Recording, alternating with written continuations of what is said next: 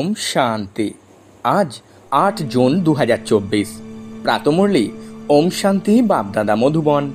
বাবা বলছেন, মিষ্টি বাচ্চারা, স্মরণের দ্বারা বিকর্ম বিনাশ হয়, ট্রান্সের দ্বারা নয়, মানে ধ্যানের দ্বারা নয়। ট্রান্স তো পাই পয়সার খেলা, তাই ট্রান্সে মানে ধ্যানে যাওয়ার আশা রেখো না। প্রশ্ন: মায়ার ভিন্ন ভিন্ন রূপের হাত থেকে বাঁচার জন্য বাবা সব বাচ্চাদের কোন সতর্ক বাণীটি দিয়েছেন? উত্তরে বাবা খুব সুন্দর করে আমাদের সকল আত্মাদের বোঝাচ্ছেন। বাবা বলছেন, মিষ্টি বাচ্চারা, ট্রান্সের আশা রেখো না, মানে ধ্যানের আশা রেখো না। জ্ঞান যোগে ট্রান্সের কোনো কানেকশন নেই। মুখ্য হলো পড়াশোনা। কেউ ট্রান্সে গিয়ে বলে, আমার মধ্যে মাম্মা এসেছেন, বাবা এসেছেন। এই সব হলো সূক্ষ্ম মায়ার সংকল্প। এই সব থেকে খুব সতর্ক থাকতে হবে। মায়া অনেক বাচ্চার মধ্যে প্রবেশ হয়ে উল্টো কর্ম করিয়ে দেয়, তাই ট্রান্সের আশা রাখবে না। ওম শান্তি। মিষ্টি মিষ্টি আত্মিক বাচ্চারা, এই কথা তো বুঝে গেছে যে একদিকে হলো ভক্তি, অন্যদিকে হলো জ্ঞান। ভক্তি তো অসীম এবং অনেকেই ভক্তি করা শেখায়, শাস্ত্রও শেখায়, মানুষও শেখায়। এখানে না আছে কোনো শাস্ত্র, না আছে মানুষ। মানে এই জ্ঞান কোনো মানুষের দ্বারা প্রদান করা নয়। এখানে শিক্ষা প্রদান করেন একমাত্র আত্মিক পিতা, যিনি আত্মাদের বোঝান, আত্মাই ধারণ করে। পরম পিতা পরম আত্মার মধ্যে সম্পূর্ণ জ্ঞান বিদ্যমান আছে। 84 চক্রের নলেজ তার মধ্যে আছে, তাই ওনাকেও সদর্শন চক্রধারী বলা যেতে পারে। বাচ্চাদের অর্থাৎ আমাদেরও তিনি সদর্শন চক্রধারী বানাচ্ছেন। বাবাও ব্রহ্মার দেহে বিরাজিত আছেন, তাই তাকে ব্রাহ্মণও বলা যেতে পারে। আমরাও তার সন্তান, যে ব্রাহ্মণ সেই দেবতায় পরিণত হই। এখন বাবা বসে স্মরণের যাত্রা শেখাচ্ছেন। এতে হঠযোগ ইত্যাদির কোনো ব্যাপার নেই। তারা হঠযোগে বসে ট্রান্স ইত্যাদিতে চলে যায়, মানে ধ্যানে মগ্ন স্থিতিতে চলে যায়। এ কোনো প্রশংসার ব্যাপার নয়। ট্রান্সে কোনো বিশেষত্ব নেই। ট্রান্স তো হলো পাই পয়সার খেলা। কখনো কাউকে তোমরা এমন বলবে না যে আমরা ট্রান্সে যাই, কারণ আজকাল বিদেশে যেখানে সেখানে অনেকেই ট্রান্সে যায়। ট্রান্সে গেলে না তাদের কোনো লাভ হয়, না তোমাদের। বাবা বুঝবার শক্তি দিয়েছেন। ট্রান্সে না আছে স্মরণের যাত্রা, না আছে জ্ঞান। ট্রান্সে মানুষ কখনো কোনো জ্ঞান শুনবে না, না তার কোনো পাপ ভস্য হবে। ট্রান্সের কোনো গুরুত্বই নেই। বাচ্চারা যোগযুক্ত হয়, তাকে ট্রান্স বলা হয় না। স্মরণের দ্বারা বিকর্ম বিনাশ হবে, ট্রান্সে বিকর্ম বিনাশ হবে না। বাবা সতর্ক করেন যে বাচ্চারা, ট্রান্স বা ধ্যান ও মগ্ন হওয়ার শখ রেখো না। তোমরা জানো বিনাশের সময়ে সন্ন্যাসী ইত্যাদিদের জ্ঞান প্রাপ্ত হবে। তোমরা তাদের নিমন্ত্রণ পত্র দিতে থাকো, কিন্তু এই জ্ঞান তাদের বুদ্ধিরূপী কলসে এত তাড়াতাড়ি আসবে না। যখন সামনে বিনাশ দেখবে তখন আসবে, তখন বুঝবে এবারে মৃত্যু এলো বলে। যখন কাছ থেকে দেখবে তখন বিশ্বাস করবে। এদের পাঠ হলো শেষ সময়। তোমরা বলো এখন বিনাশের সময়, মৃত্যু আসবে। তারা ভাবে সবই গল্প। তোমাদের বৃক্ষটির ধীরে ধীরে বৃদ্ধি হয়। সন্ন্যাসীদের শুধু বলতে হবে যে বাবাকে স্মরণ করো। এই কথাও বাবা বুঝিয়েছেন যে তোমাদের চোখ বন্ধ করতে হবে না। চোখ বন্ধ করলে বাবাকে দেখবে কিভাবে? আমরা আত্মা, পরমপিতা পরমাত্মার সামনে বসে আছি। তিনি দৃশ্যমান নন, কিন্তু এই জ্ঞান বুদ্ধিতে আছে। তোমরা বাচ্চারা বুঝতে পারো, পরমপিতা পরম আত্মা আমাদের পড়াচ্ছেন এই শরীরের আধারে। ধ্যান ইত্যাদির কোনো কথা নেই। ধ্যানে যাওয়া কোনো বড় কথা নয়। এই ভোগ ইত্যাদিও সব কিছু ড্রামাতে নির্দিষ্ট আছে। সার্ভেন্ট হয়ে ভোগ নিবেদন করে আসো। যেমন সার্ভেন্টরা ধনী ব্যক্তিদের ভোজন পরিবেশন করে, তোমরাও হলে সার্ভেন্ট, দেবতাদের ভোগ নিবেদন করতে যাও, তারা হলেন ফরিস্তা। সেখানে মাম্মা বাবাকে দেখে, সেই সম্পূর্ণ মূর্তিও হলো এইম অবজেক্ট। তাদের এমন ফরিস্তা কে বানিয়েছে? বাকি ধ্যানমগ্ন হওয়া তো কোনো বড় কথা নয়। যেমন এখানে শিব বাবা তোমাদের পড়ান, তেমনি সেখানেও শিব বাবা এনার দ্বারা কিছু বোঝাবেন। সূক্ষ্ম বতনে কি হয় এটুকু শুধু জানতে হয়, বাকি ট্রান্স ইত্যাদিকে গুরুত্ব দিতে হবে না। কাউকে ট্রান্স বা ধ্যানমগ্ন হয়ে দেখানোও হলো বালখিল্য ব্যাপার। বাবা সবাইকে সতর্ক করছেন, ট্রান্সে যেও না, এতে অনেক সময়ই মায়ার প্রবেশ ঘটে। বাবা বলছেন এ হলো পড়াশোনা, কল্প কল্প বাবা এসে তোমাদের পড়ান। এখন হলো সঙ্গম যুগ, তোমাদের ট্রান্সফার হতে হবে। ড্রামার প্ল্যান অনুযায়ী তোমরা পার্ট প্লে করছো, পার্টের মহিমা আছে। বাবা এসে পড়ান ড্রামা অনুযায়ী। তোমাদেরকে বাবার কাছে একবার পড়াশোনা করে মানুষ থেকে দেবতা অবশ্যই হতে হবে। এতে বাচ্চাদের তো খুশি হয়, আমরা বাবাকে এবং রচনার আদি মধ্য অন্তকে জেনেছি। বাবার শিক্ষা পেয়ে খুব খুশিতে থাকা উচিত। তোমরা কিন্তু পড়ছো নূতন দুনিয়ার জন্যে, সেখানে হয় দেবতাদের রাজ্য, তাই অবশ্যই সঙ্গম যুগে পড়াশোনা করতে হবে। তোমরা এই দুঃখ থেকে মুক্ত হয়ে সুখে প্রবেশ করো। এখানে তমপ্রধান হওয়ার দরুন তোমরা অসুস্থ হয়ে যাও। বাবা বলছেন এই সব রোগ ব্যাধি দূর হয়ে যাবে। মুখ্য হলো পড়াশোনা, এতে ট্রান্স ইত্যাদির কোনো কানেকশন নেই।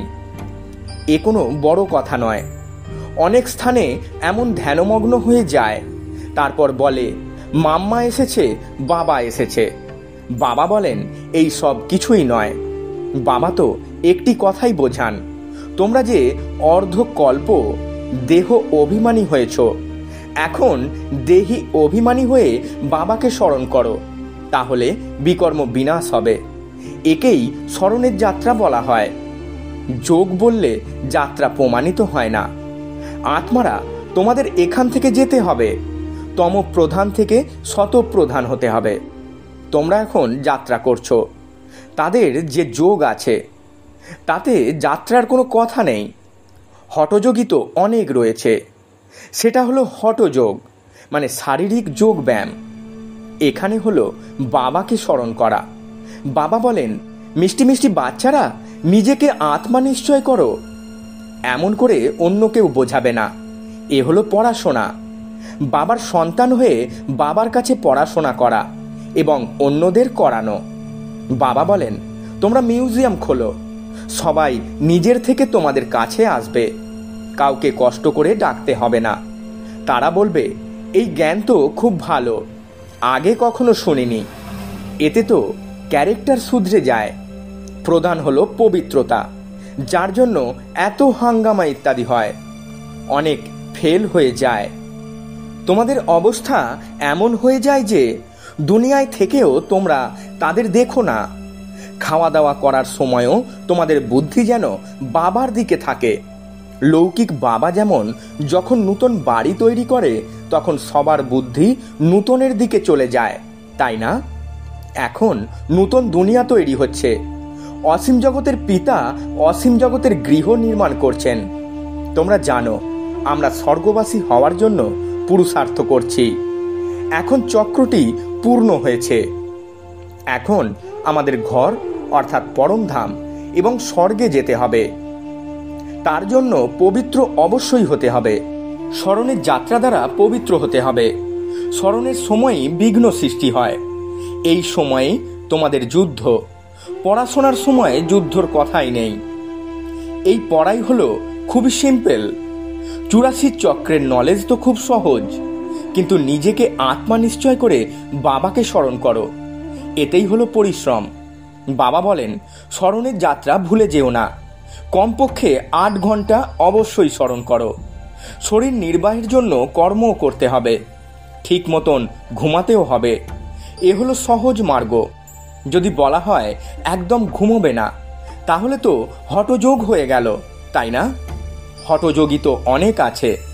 বাবা বলেন সেই দিকে কিছু দেখো না, তাতে কোনো লাভ নেই। তারা কত রকমের হঠযোগ ইত্যাদি শেখায়, সেসব হলো মনুষ্য মত। তোমরা হলে আত্মা, আত্মাই শরীর ধারণ করে পার্ট প্লে করে, ডাক্তার ইত্যাদি হয়। কিন্তু মানুষ দেহ অভিমানী হয়ে পড়ে, আমি অমুক, আমি তমুক, এই সব বলে। এখন তোমাদের বুদ্ধিতে আছে আমরা হলাম আত্মা, বাবা হলেন আত্মা। আত্মারা এই সময় তোমাদের পরমপিতা পরম আত্মা পড়ান, তাই গাউন আছে। আত্মা পরম আত্মা আলাদা থেকেছে বহুকাল, কল্প কল্প তাদের দেখা হয়। বাকি যে সম্পূর্ণ দুনিয়া আছে তারা সব দেহ অভিমানের প্রভাবে সবাইকে দেহ নিশ্চয় করে পড়ে এবং পড়ায়।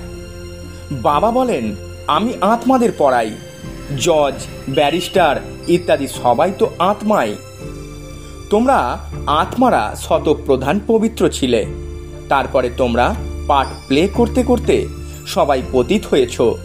তখন ডেকেছ, বাবা এসে আমাদের পবিত্র আত্মা বানাও। বাবা তো হলেন পবিত্র। এই সব কথা যখন শুনবে তখন ধারণা হবে। বাবা বলছেন, বাচ্চারা তোমাদের ধারণা হয় যখন, তখন তোমরা দেবতায় পরিণত হও, আর কারোর বুদ্ধিতে বসবে না, কারণ এই সব নূতন কথা। এই হলো জ্ঞান, সেটা হলো ভক্তি। তোমরাও ভক্তি করে দেহ অভিমানী হয়ে যাও। এখন বাবা বলেন, বাচ্চারা আত্ম অভিমানী হও, আমরা আত্মা। বাবা এই শরীর দ্বারা আমাদের পড়ান। ক্ষণে ক্ষণে স্মরণ রেখো, এই একটি সময় যখন আত্মাদের পিতা পরম পিতা পরমাত্মা পড়ান। সম্পূর্ণ ড্রামাতে আর কখনো ওনার পাঠ নেই, শুধু এই সঙ্গম যুগেই আছে। তাই বাবা তবুও বলেন, মিষ্টি মিষ্টি বাচ্চারা নিজেকে আত্মা নিশ্চয় করো, বাবাকে স্মরণ করো।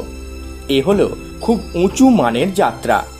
চড়লে চাকবে বৈকুণ্ঠ রস, বিকারে নামলে একেবারে ভেঙে চুরমার হয়ে যায়। তবুও স্বর্গে তো আসবেই, কিন্তু পদমর্যাদা কম হবে।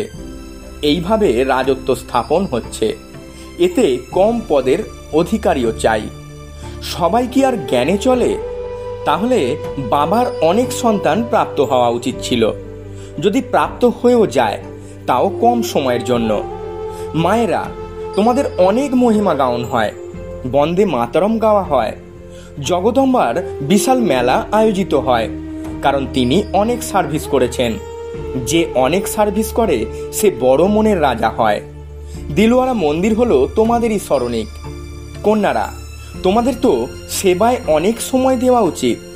তোমরা ভোজন ইত্যাদি তৈরি করো, তো স্মরণে বসে খুব শুদ্ধ ভোজন তৈরি করা উচিত, যাতে কাউকে খাওয়ালে তারও হৃদয় শুদ্ধ হয়ে যায়। এমন অনেক কম আছে যাদের এমন ভোজন প্রাপ্ত হয়। নিজেকে জিজ্ঞাসা করো, আমরা কি শিব বাবার স্মরণে স্থিত হয়ে ভোজন তৈরি করি, যা খেলেই তাদের মন দ্রবীভূত হয়ে যাবে? ক্ষণে ক্ষণে তো বিস্মৃত ঘটে।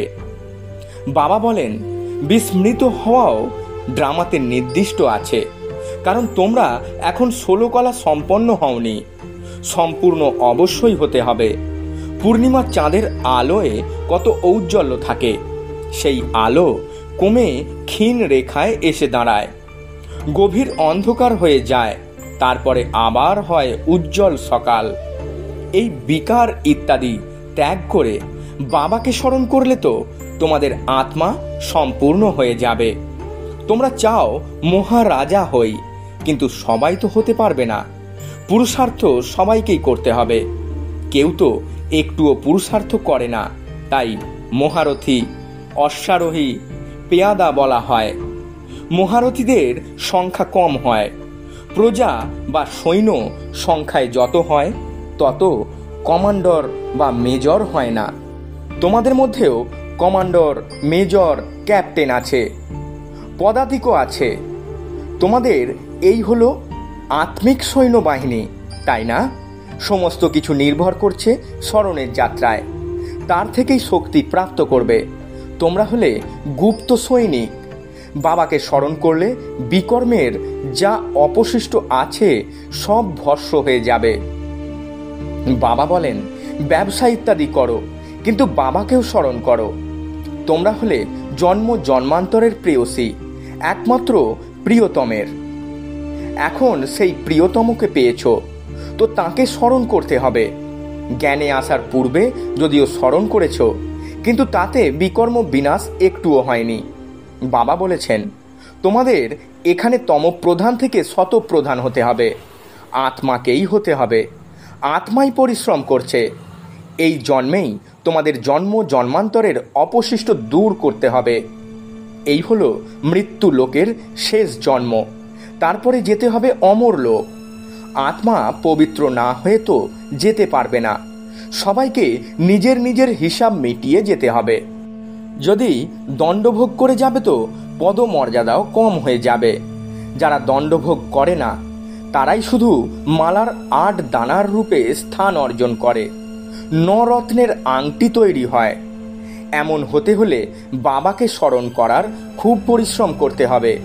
আচ্ছা, মিষ্টি মিষ্টি হারানেদি বাচ্চাদের প্রতি মাতা পিতা বাপ দাদা স্মরণে স্নেহ সুমন আর সুপ্রভাত। আত্মাদের পিতা তার আত্মারূপী বাচ্চাদেরকে জানাচ্ছেন নমস্কার। আমরা আত্মারূপী বাচ্চারা আমাদের আত্মারূপী মাতা পিতা বাপ দাদাকে জানাই স্মরণে স্নেহ সুমন আর সুপ্রভাত এবং শত কোটি নমস্কার।